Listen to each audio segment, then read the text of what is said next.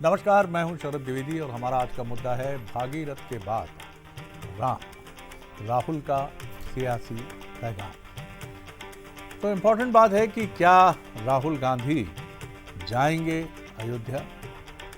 जैसा हमने देखा कि कांग्रेस के एक सांसद ये बात कह रहे हैं कि वो आएंगे, लेकिन क्या बहुत देर नहीं हो गई? चलिए, देर भी हो गई तो आ रहे हैं, अच्छी बात है। आएंगे तो क्या संदेश लेकर आएंगे, क्या कहेंगे? और कांग्रेस, इसके मायने जब पूछे जाएंगे कि फिर क्या हिंदुत्व की तरफ मुड़ रही है कांग्रेस, क्या इसीलिए अब तक नहीं गए राहुल गांधी? इस सवालों का सिरा फिर उस तरफ चला जाएगा। तो कई प्रश्न हैं मन में, लेकिन राहुल गांधी न सिर्फ अयोध्या जा रहे हैं बल्कि 19 को इंदौर भी आ रहे हैं। इंदौर में जो घटनाक्रम हुआ उसको लेकर ये बात पहले भी उठी कि राहुल गांधी आएंगे मध्य प्रदेश और इंदौर भी जाएंगे। तो कई सारे सवाल हैं, प्रश्न हैं, लेकिन सबसे पहले हम देखेंगे अपनी स्पेशल रिपोर्ट और फिर डिबेट की तरफ।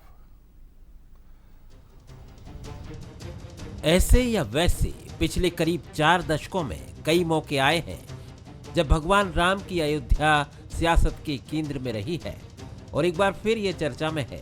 खबर है कि 23 जनवरी को राहुल गांधी एक अहम संसदीय समिति के साथ अयोध्या आ रहे हैं।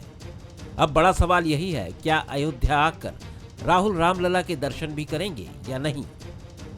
दरअसल राम मंदिर के उद्घाटन के 2 साल होने के बाद से अब तक गांधी परिवार का कोई भी सदस्य रामलला के दर्शन करने नहीं पहुंचा है, जिसको लेकर वो हमेशा से बीजेपी के निशाने पर रहे हैं।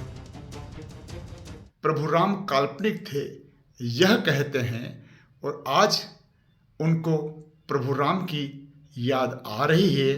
राहुल गांधी जाए, हमें कोई फर्क नहीं, लेकिन राहुल गांधी जाए तो यह भी कहे कि मैं प्रायश्चित करने के लिए अयोध्या आ रहा हूं। हिंदू विरोधी या एंटी हिंदू की छवि से बाहर निकलने के लिए राहुल ने कई बार कई तरह से कोशिश की है।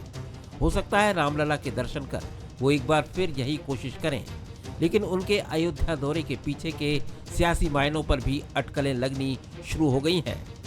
देश में बड़े सियासी ट्विस्ट के संकेत, कांग्रेस का हिंदुत्व की तरफ वापसी के संकेत, यूपी चुनाव के मद्देनजर कांग्रेस की रणनीति, चुनाव में अकेले लड़ सकती है कांग्रेस, कांग्रेस के पास मंदिर पूरा होने का तर्क, मंदिर की अपूर्णता पर सवाल खड़े करती रही है कांग्रेस। जाहिर है राहुल के अयोध्या न जाने के पीछे रामलला मंदिर के अपूर्ण होने का तर्क दिया जाता रहा है। चूंकि अब धर्म ध्वजा चढ़ चुकी है, लिहाजा राहुल के आने के पीछे ये तर्क भी हो सकता है। आदरणीय राहुल गांधी 17 तारीख को इंदौर पहुंचेंगे और जो दूषित पानी से, जहरीले पानी से लोगों की मौत हुई है, उसके लिए न्याय मांगा जाएगा। और जो इतने दिनों से कांग्रेस का एक आंदोलन चल रहा है न्याय के लिए, उसे वो अंजाम देंगे, वो मुकाम पर पहुंचेगा। इसी तरह से 23 तारीख को एक संसदीय समिति का दौरा अयोध्या में है, तो संभव है वो भगवान राम के दर्शन भी करेंगे। मध्य प्रदेश की बात करें तो अयोध्या से पहले राहुल 17 जनवरी को इंदौर भी पहुंच रहे हैं।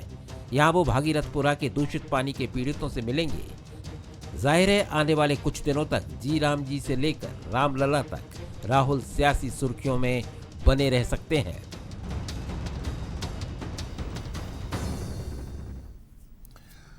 लेकिन ये रास्ता उतना आसान नहीं है, अयोध्या का रास्ता कांग्रेस के लिए और कांग्रेस के टॉप लीडर राहुल गांधी के लिए। सवाल पूछे ही जाएंगे, और पूछे इसलिए जाएंगे कि पहले क्यों नहीं गए और अब जा रहे हैं, तो उसके पीछे सोच और दृष्टि क्या है।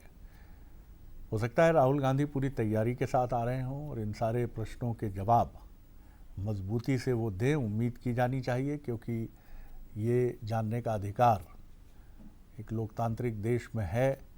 क्योंकि राहुल गांधी जिस तरह से कहते रहे हैं कि वो विपश्यना के साधक हैं और कैलाश पर्वत उनका एक प्रिय आध्यात्मिक स्थल है, तो इनके बीच में अयोध्या उनकी दृष्टि से ओझल तो नहीं हुई, लेकिन वो क्या कारण थे जिनकी वजह से वो नहीं पहुँचे, ये जानना काफ़ी दिलचस्प होगा।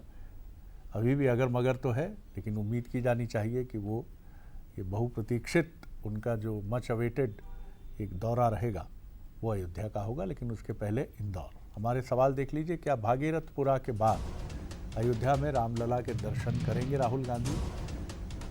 क्योंकि वहाँ एक मीटिंग भी है राहुल गांधी उनकी पार्टी की संसदीय समिति की। क्या राम मंदिर दर्शन के बहाने सॉफ्ट हिंदुत्व की राह पर लौटेगी कांग्रेस? क्या राहुल का अयोध्या दौरा यूपी चुनाव की तैयारी का संकेत है? क्योंकि 2027 यानी अगले साल इसी वक्त उत्तर प्रदेश गहन चुनावी तैयारियों में, इंटेंस इलेक्शन प्रिपरेशन में जा चुका होगा। जो मेहमान हमारे साथ हैं उनसे मुलाकात करिए। मेरे साथ स्टूडियो में है वरिष्ठ पत्रकार, राजनीतिक विश्लेषक संदीप पौराणिक जी। नमस्कार संदीप जी। यहाँ है युवा नेता कांग्रेस के और टीवी पैनलिस्ट डिबेट के आनंद जाट जी, उनका बहुत स्वागत करता हूँ, जिन्होंने राहुल गांधी पर एक किताब भी लिखी है। वो काफ़ी उनसे बात करना और उनके नज़रिए से, राहुल जी के नज़रिए को समझना दिलचस्प होगा। और बीजेपी की नुमाइंदगी करेंगी बीजेपी की युवा नेता, सदस्य ओबीसी कल्याण आयोग मौसम बिसेन जी, उनका भी मैं स्वागत करता हूँ। संदीप जी, सबसे पहले मैं आपसे ही समझना चाहूँगा कि पहले तो इंदौर, और जहाँ भी जो टाइमिंग था वो टाइमिंग क्या सही है? लेट तो नहीं हुए आने में राहुल गांधी? अगर आना था तो बहुत पहले आ जाते, जिस समय परिस्थितियाँ थीं। भोपाल भी आते, इंदौर भी जाते। खैर, और अब अयोध्या की भी बात है। बहरहाल हम तो अभी अयोध्या की पहले बात कर लेते हैं। कैसे देखते हैं आप, क्या संभावना दिख रही है, आएंगे राहुल गांधी? देखिए, अयोध्या का दौरा करे कोई भी व्यक्ति, जो सनातन कहे, हिंदू कहे और रामलला के दर्शन न करने जाए, तो बहस तो होगी। नज़र इसीलिए रहेगी अयोध्या पर लोगों की कि राहुल गांधी का दौरा होता है और वो क्या अयोध्या में रामलला के दर्शन करने जाते हैं तो सवाल उठेंगे, और नहीं जाते हैं तो भी सवाल उठेंगे। जवाब उसका देना बहुत आसान नहीं होगा शरद जी, क्योंकि मंदिर के निर्माण के प्राण प्रतिष्ठा को लगभग 2 साल पूरे हो चुके हैं, और उसके बाद जाना, परिस्थितियां अगर ऐसी कुछ रही हों कि आप अयोध्या ना जा पाए हों, तो जवाब बहुत सटीक बन पाएगा। मुझे लगता है कि ये एक नई उलझन कांग्रेस के लिए पैदा करेगा। इसी से जुड़ा हुआ मामला आपका भागीरथपुरा का है। वाकई में भागीरथपुरा की जो घटना है शरद जी, वो संभवतः देश और दुनिया में कम देखने को मिलती है कि पानी, जहरीला पानी पीने से लोगों की मौत हो जाए, और ऐसी मौत जो कुछ माह के, कुछ दिन के बच्चे से लेके 80 साल के बुजुर्ग तक की। तो मसला बहुत बड़ा है, लेकिन कई बार क्या होता है कि मसला बहुत बड़ा होता है लेकिन आपकी टाइमिंग थोड़ा सा गड़बड़ा जाती है। मुझे लगता है कि यह घटनाक्रम 1 तारीख के आसपास का है। 17 को आप आएंगे, 17 दिन। राजनीति में समय के मायने, और अगर आप विलंब से आते हैं तो भी सवाल उठते हैं। मामला बहुत बड़ा है, लेकिन इंदौर जाके क्या राहुल गांधी करेंगे, कांग्रेस की क्या मांग होगी, क्या कांग्रेस इंदौर में वो ताकत दिखा पाएगी जिसमें राहुल गांधी की उपस्थिति मजबूत हो? ये भी एक कांग्रेस के लिए मुझे लगता है चुनौती होगी। देखते हैं आगे 17 तारीख को क्या होता है। बिल्कुल ठीक बात है। हालांकि अयोध्या में ये भी कहा जा रहा है कि एक बैठक है कांग्रेस की, जिससे एक प्रयोजन भी तलाश लिया गया है कि हम आए हैं तो भगवान के दर्शन तो करेंगे ही, जब यहाँ पर हमारी ही पार्टी की मीटिंग है। लेकिन मुझे लगता है, हमें लगता है कि फेस सेविंग एक्सरसाइज कोई भी बेहतर नहीं होती। आपको हेड ऑन ही करना चाहिए। 2 साल आप क्यों नहीं आए, उसका कारण होना चाहिए, क्योंकि बीजेपी के दूसरे कई नेता और संघ से जुड़े, खुद मोहन भागवत जी के लिए ये बात कही जाती है कि वो भी नहीं गए हैं अभी तक। लेकिन वहाँ पहुँचे। मोहन भागवत जी की बात करें तो वो तो पहुँचे थे, अभी रिसेंटली प्राइम मिनिस्टर के साथ उनका विजिट था।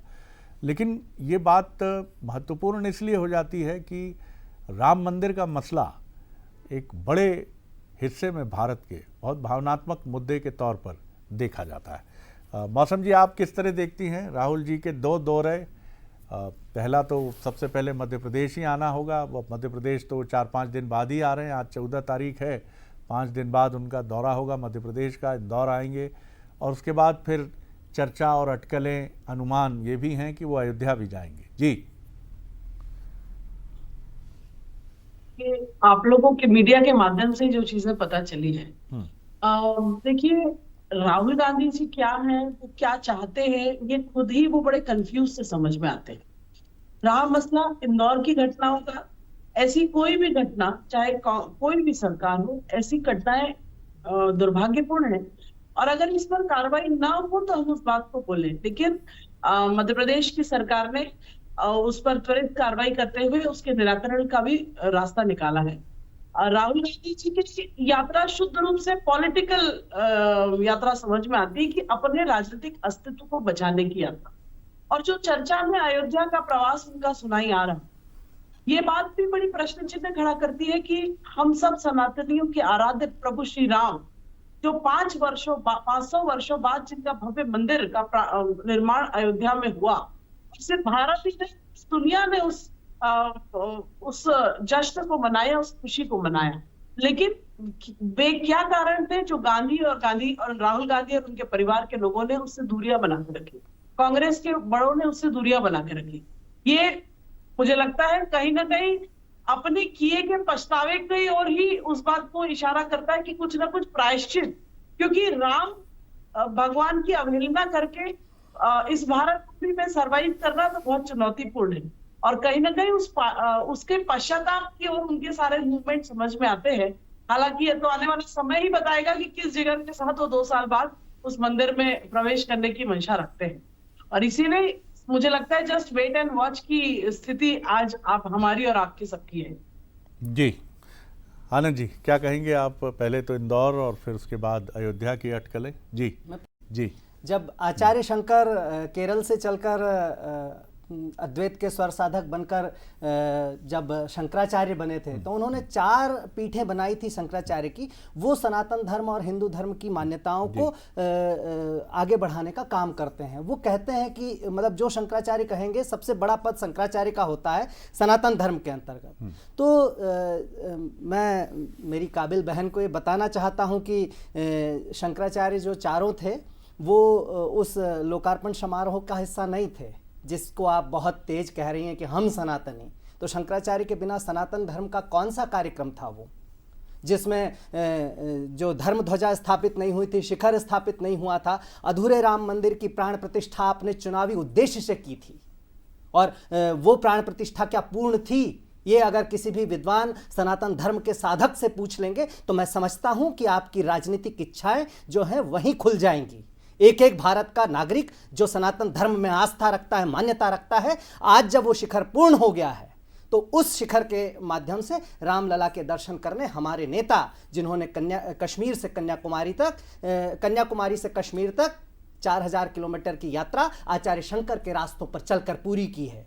तो राहुल गांधी जी बनना आसान नहीं है, सवाल उठा देना बहुत आसान है, लेकिन आप ये बताइए कि अधूरा राम मंदिर क्यों आपने प्राण प्रतिष्ठित किया, जिसकी स्वामी अविमुक्तेश्वरानंद जो शंकराचार्य है उन्होंने भी निंदा की थी।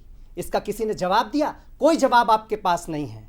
रही बात भागीरथपुरा की, तो मध्य प्रदेश में एक भागीरथपुरा नहीं है, मध्य प्रदेश में कई भागीरथपुरा बनने की कगार पर है। जब हम इस बात की गारंटी देकर कह रहे हैं कि जब नेता प्रतिपक्ष उमंग सिंघार के नेतृत्व में हमने वाटर ऑडिट इंदौर का किया तो एक एक जो कॉलोनी है वहां गंदा पानी आ रहा है।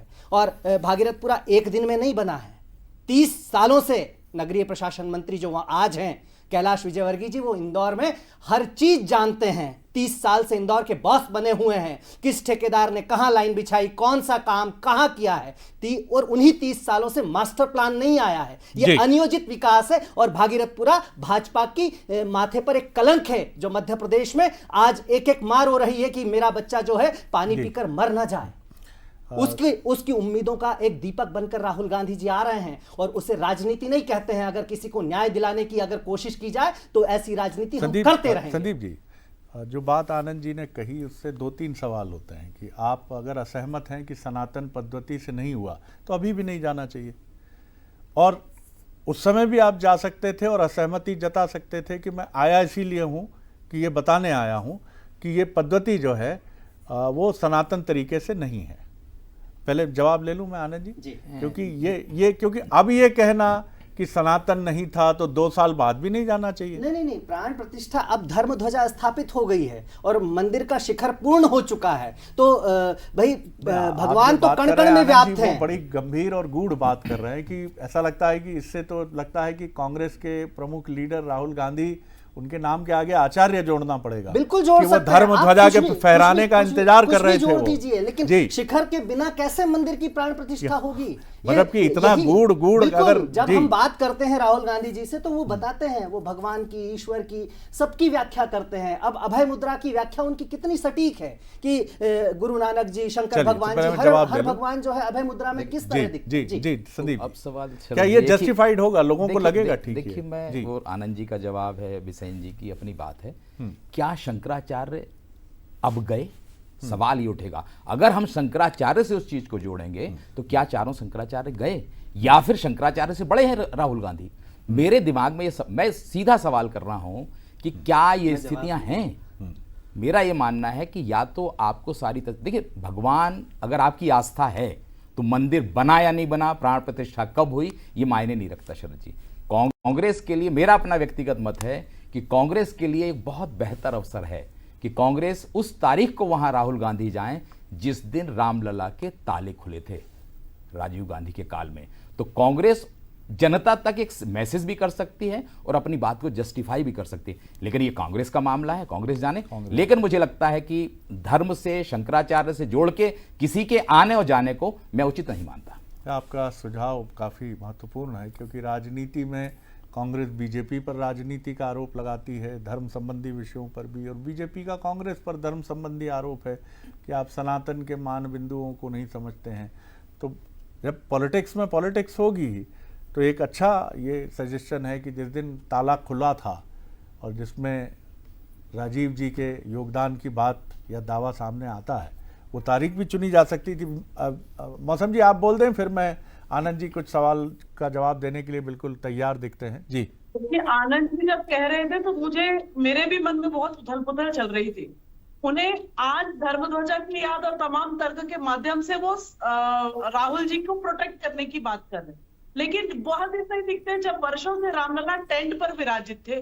भारतवासियों की आस्था, हम सबके केंद्र प्रभु श्री राम जब टेंट पे थे तब कांग्रेस को किसी प्रकार की परवाह नहीं, तभी उन्हें अपना वोट बैंक के लिए उन्होंने हिंदू मुस्लिम के झगड़े हो जाएंगे तमाम तरीके की बातें करी। और इसलिए ये बात स्पष्ट है कि सामने चुनाव है और जिस तरीके से लगातार कांग्रेस को हार का सामना करना पड़ रहा है, यूपी में प्रभु श्री राम की अवहेलना के साथ आगे नहीं बढ़ा जा सकता। तो कहीं ना कहीं अपने पुराने कर्मों के पश्चाताप के भाव से ही वो इस दिशा में माहौल बनाते हुए आगे बढ़ रहे हैं कि नहीं ऐसा नहीं था, इसीलिए नहीं हुआ। राम जी हम सबके आराध्य है और मैं तो प्रार्थना करती हूँ प्रभु श्री राम जी से कि राहुल जी को सद्बुद्धि दे कि देश में सनातन को नीचे दिखाने का काम करते हैं और विदेशों में जाके भारत का नाम जो जिस तरीके से नीचे दिखाने का प्रयास करते हैं, लोकतंत्र पर प्रहार करने की बात करते हैं।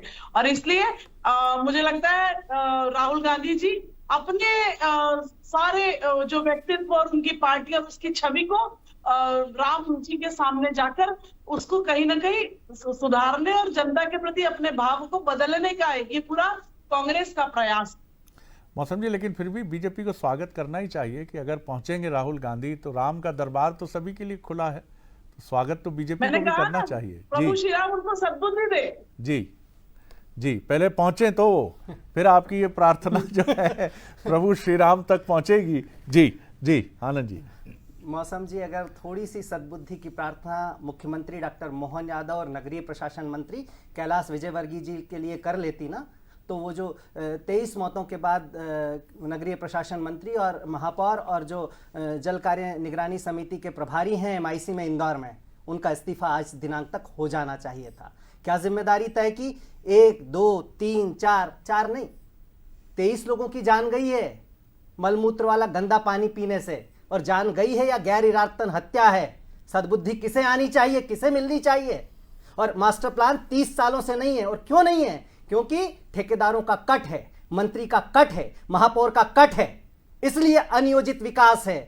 ये सीवर के ऊपर पाइपलाइन, पाइपलाइन के नीचे सीवर, सीवर के नीचे पाइपलाइन, क्या है ये? देश का सबसे स्वच्छ शहर और हर जगह गंदगी, हर तरह की गंदगी।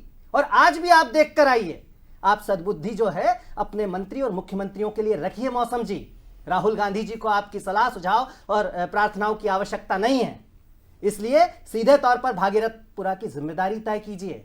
आपको भागीरथपुरा को छोड़कर जो है अयोध्या पर चर्चा करने में बड़ा आनंद मिल रहा है, लेकिन जिम्मेदारी तय करने की कोशिश कीजिए, क्योंकि पूरी की पूरी भाजपा जो है, पूरी की पूरी भाजपा का मैकेनिज्म वहां फेल हुआ है। आपको क्या दे दे इंदौर, क्या दे दे? 9 विधायक, 1 सांसद, महापौर, 60 से ज्यादा पार्षद, और क्या दे दे आपको? इंदौर की जनता की क्या गलती है?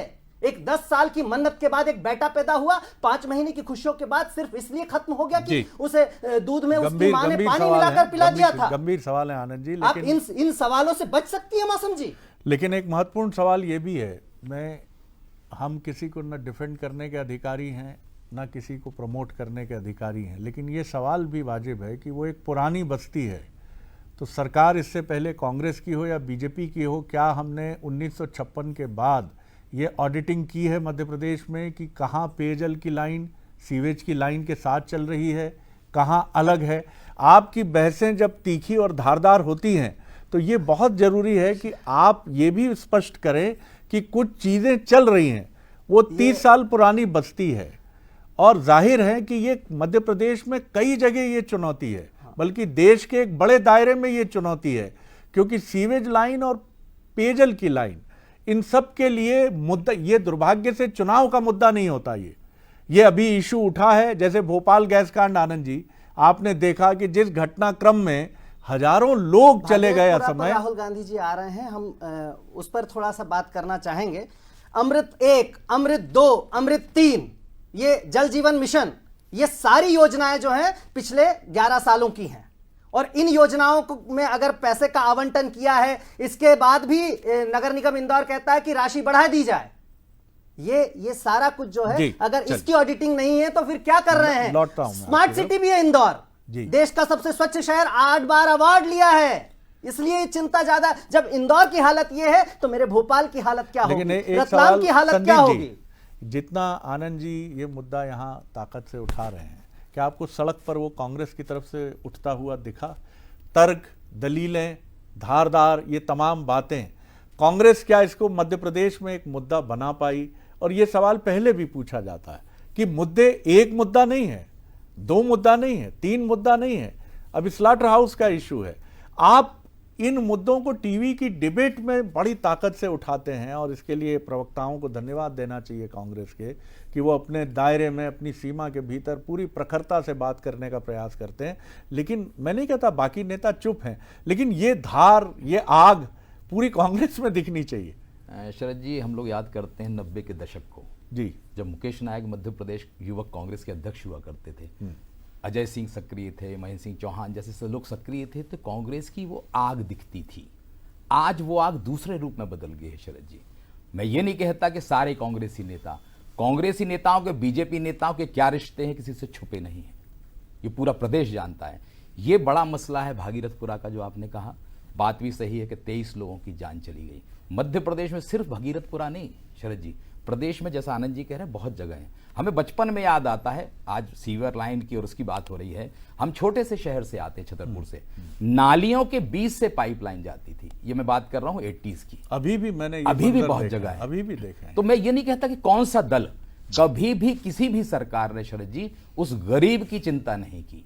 राशन दे देना, कुछ बहुत सी सुविधाएं दे देना अलग बात है, लेकिन उस गरीब की बस्ती की मूल समस्याएं क्या हैं, इसकी लड़ाई नहीं लड़ी जाती। जो आपने बात कही कांग्रेस की, मैं ये मानता हूं कि स्लेटर हाउस और भागीरथपुरा, कांग्रेस के पास 2 ऐसे मुद्दे आए जिसको लेके पूरे प्रदेश में एक जन आंदोलन खड़ा कर सकते थे। हमें अगर गंदा पानी मिलता है और मैं कहीं किसी गांव में रहता हूं तो मैं आपके साथ खड़े हो जाता, लेकिन आप इंदौर और भागीरथपुरा तक खड़े रहे। मुझे लगता है कि जो लाभ राजनीतिक तौर पर कांग्रेस को मिलना चाहिए वो मुश्किल लग रहा है मुझे।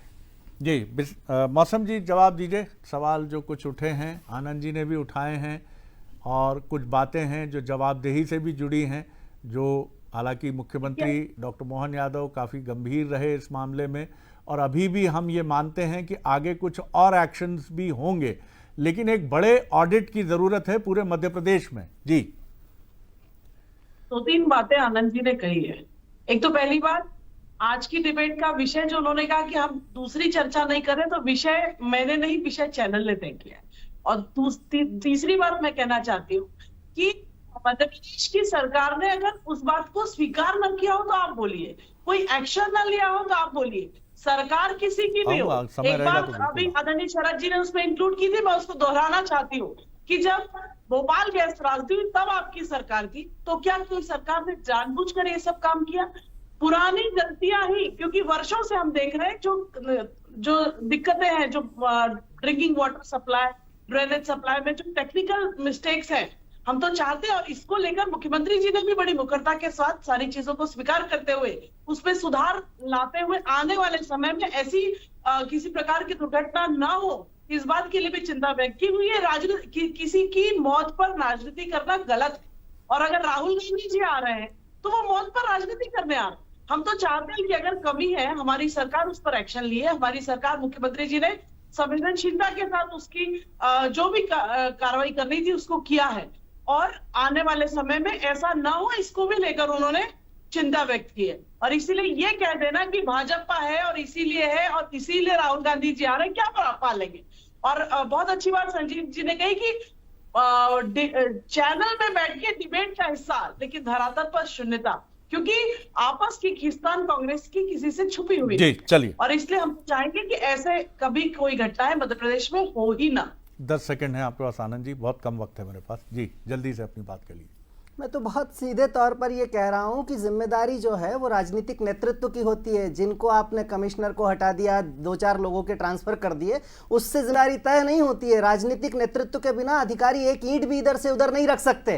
तो क्या कैलाश विजयवर्गीय जी की कोई जिम्मेदारी नहीं है? क्या महापौर की कोई जिम्मेदारी नहीं है? क्या मुख्यमंत्री प्रभारी मंत्री होने के नाते जिम्मेदारी नहीं लेंगे? नहीं है मेरे पास, लेकिन आपकी पार्टी एक बड़े लंबे इतिहास की पार्टी है, और आपने देखा है कि महात्मा गांधी ने भी मुद्दों को कैसे खड़ा किया था। उसमें आमरण अनशन भी होता था। उनके अनशन से तो चर्चिल परेशान रहते थे, वो सवाल करते रहते थे कि ये बुजुर्गवार नेता ये कुछ गड़बड़ तो नहीं करता, ग्लूकोज तो बीच बीच में नहीं लेता रहता। ताकत होती है आपके विरोध प्रदर्शन के शांतिपूर्ण लेकिन जनता के मन तक पहुंचने वाले तौर तरीकों से। ये सवाल कांग्रेस को खुद से भी पूछना चाहिए, और लगे तो जैसा आपने कहा, सही कहा कि राहुल जी की यात्रा का जो रिएक्शन था वो रिएक्शन अच्छा था। तो आप जनता के बीच में जाने के क्या तरीके देख रहे हैं? आडवाणी जी रथ यात्रा लेकर निकले थे और राहुल गांधी 4000 किलोमीटर की यात्रा लेकर निकले कन्याकुमारी से कश्मीर। तो आपको तरीके तो देखने पड़ेंगे। आप टेलीविजन में डिबेट कर लीजिए, वो चाय के प्याले का तूफान हो जाती है कई बार। आप कई बार अपने बड़े मुद्दे नहीं उठा पाते हैं, और वो अहिंसक और शांतिपूर्ण तरीके विरोध प्रदर्शन के नहीं ढूंढ पाते हैं। शायद पक्ष विपक्ष दोनों के लिए ये बात है जो जनता को सीधे मन तक छूती है, उनकी आत्मा तक बात पहुंचती है। बहुत शुक्रिया आप तीनों गेस्ट का। आगे देखिए हमारा बुलेटिन प्राइम मेट्रो। नमस्कार।